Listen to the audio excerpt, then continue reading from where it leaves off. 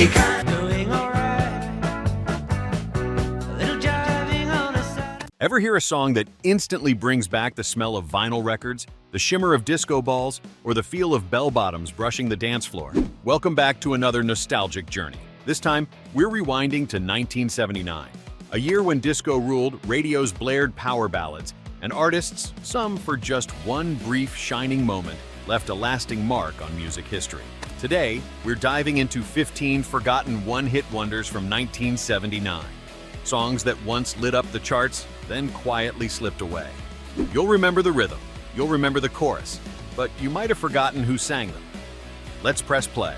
You see, born to be alive. Number 1.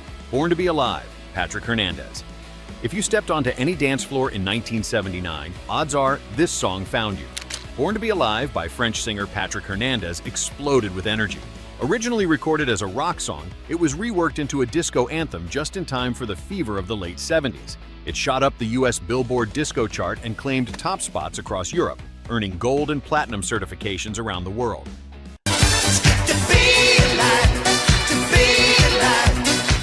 The song's upbeat lyrics, "We were born to be alive," became an infectious motto of the era. And get this, one of Hernandez's backup dancers during live performances? A young Madonna, long before she was Madonna. Yet despite the global buzz, Patrick Hernandez never hit those heights again. One-hit wonder? Sure. But unforgettable? Absolutely.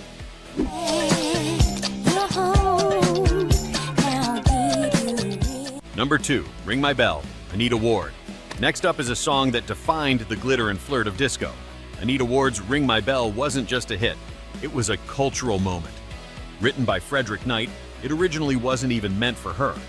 But when Ward got her hands on it, everything changed. With its hypnotic beat, thanks to the Soneri electronic drum, and suggestive but catchy lyrics,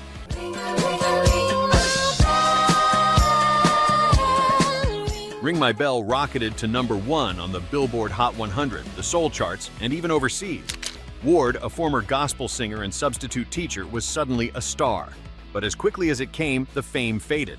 No follow-up ever matched the buzz of that bell. Still, one play of that shimmering intro, and you're right back under the disco lights. To be kind in the right measure, cruel to be kind, it's a very good. Number 3. Cruel to be Kind, Nick Lowe. Nick Lowe's Cruel to be Kind didn't sparkle like disco, but it stuck. Built on a bed of power pop and sweet melodies, this track told a different kind of love story. One where affection came dressed in tough love and hard truths. Inspired by both Shakespeare and soul classics, it was Lowe's only real charting hit.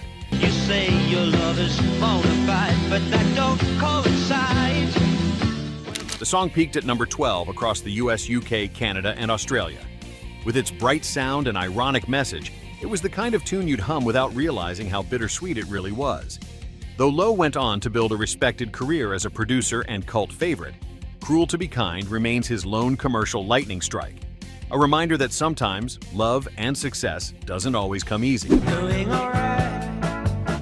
A little jiving on a Saturday night. Number 4, Driver's Seat, Sniff and the Tears. Driver's Seat by British band Sniff and the Tears wasn't about cars, despite what the title suggests.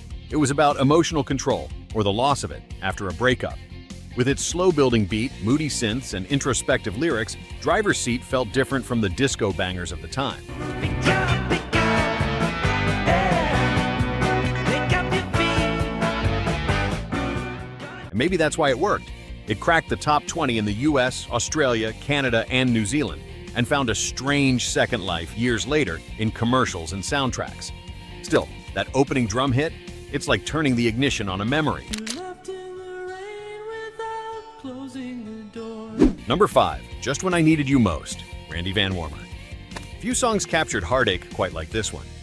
Just When I Needed You Most was born from real pain.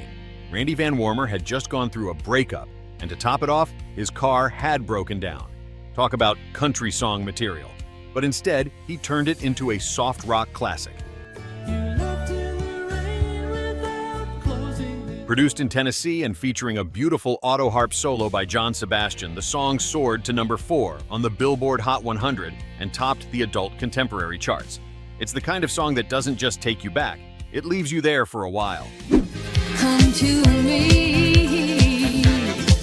When you need someone, you want to fool. Number 6, Come to Me, France Joli. In 1979, disco had a new rising star, and she was only 15 years old.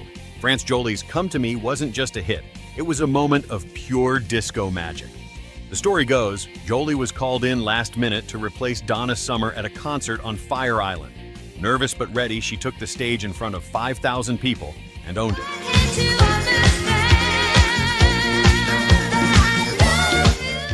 That performance turned Come to Me into a club anthem almost overnight.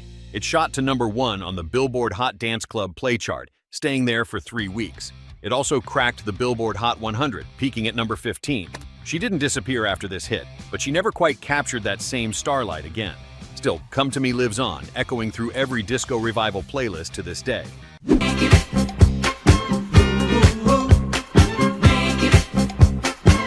Number 7, Making It, David Naughton.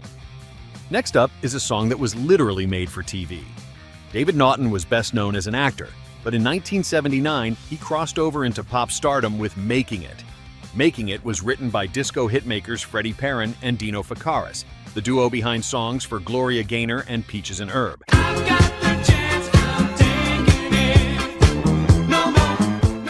It was packed with catchy hooks, shimmering production, and the kind of feel-good confidence that defined late 70s pop. It soared to number 5 on the Billboard Hot 100 and found a second life in the Bill Murray comedy Meatballs. Making It reminds us, sometimes the song outlives the show. Listening to the strangest stories. Number 8, Hold On, Ian Gomm. Now here's one that slips under the radar, but never fails to lift spirits. Hold On by Ian Gomm was all about staying strong when life gets tough. With jangly guitars, a smooth vocal delivery, and a killer sax solo, it blended pop rock and soft rock into something totally comforting.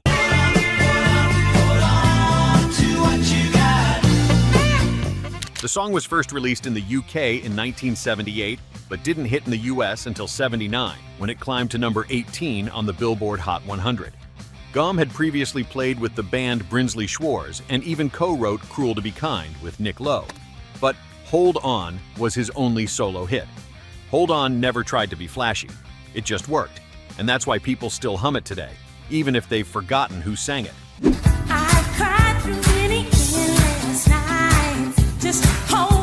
Number 9, Heaven Must Have Sent You, Bonnie Pointer. Bonnie Pointer stepped out of her famous family group and straight onto the disco stage. After leaving the Pointer Sisters, Bonnie went solo, and her version of Heaven Must Have Sent You became her defining moment. Originally a 1966 soul track by the Elgins, the song was reimagined with a full disco makeover, orchestral strings, thumping beats, and even tubular bells that gave it a totally unique flair.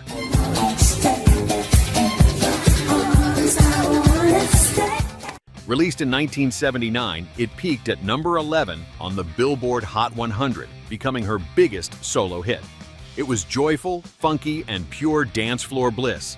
One listen, and you can feel the glitter again.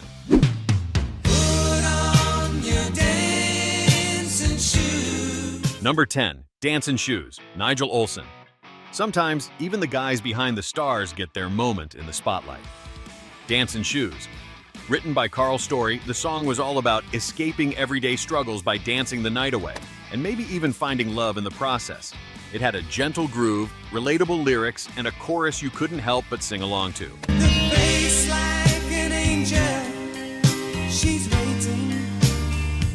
It peaked at number 18 on the Billboard Hot 100 and even hit number 8 on the adult contemporary charts. The track appeared on his self-titled album, Nigel Olsson, and while his moment as a frontman was brief, it proved one thing. Even the guy behind the drum kit can have a front and center hit. Lights go down in the California town. People are in for the... Number 11, Gold, Jon Stewart, feat. Stevie Nicks. Sometimes a song glows just once, but leaves a lasting shimmer. Gold by Jon Stewart was a smooth California-style soft rock hit from 1979 that blended breezy melodies, laid-back vocals, and a touch of disco rhythm. But what really gave it magic? A guest appearance by Stevie Nicks of Fleetwood Mac, singing backup.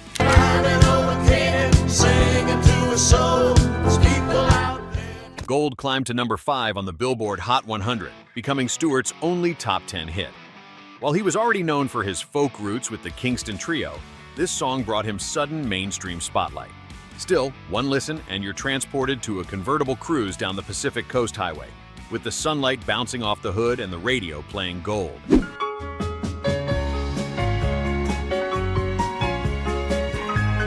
Number 12, Music Box Dancer, Frank Mills. In a year dominated by disco and heartbreak ballads, one instrumental piano tune somehow broke through, and it all happened by accident. Frank Mills' Music Box Dancer had originally been recorded in 1974 and quietly shelved. But in 1978, a radio station in Canada accidentally played it on a pop station instead of easy listening.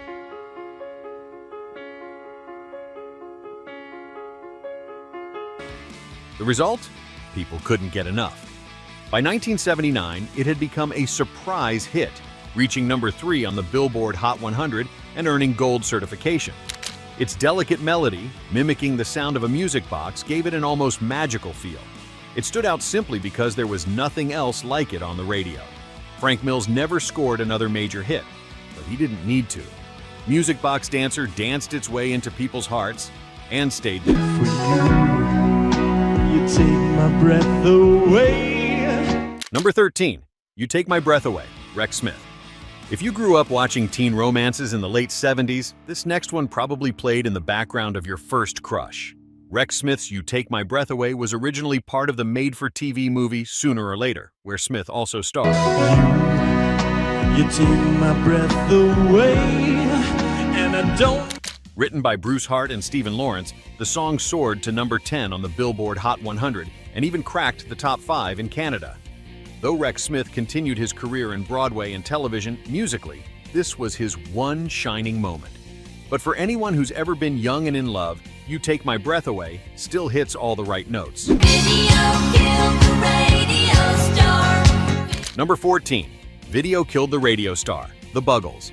You've heard this one. Everyone has heard this one. But what many forget is that Video Killed the Radio Star was the only major hit from the Buggles, a futuristic anthem that captured a turning point in music history. Released in 1979 and written by Trevor Horn, Jeff Downes, and Bruce Woolley, They took the credit for your second symphony, rewritten by machine on new technology. the song explored how television and video changed the music industry forever. It reached number 1 in 16 countries, including the UK, Australia, and Japan. And in 1981, it made history as the very first music video ever played on MTV. The Buggles disbanded soon after, but the impact of this track was massive. They may be a one-hit wonder, but they changed music history, literally overnight. I don't wanna lose you. It's good thing. Number 15, Knock on Wood, Amii Stewart. Let's close this list with pure disco power. Amii Stewart's Knock on Wood was a bold, high-energy cover of the 1966 Eddie Floyd soul hit. But Stewart turned it into something entirely her own, with glittering production, powerhouse vocals, and flashy fashion to match.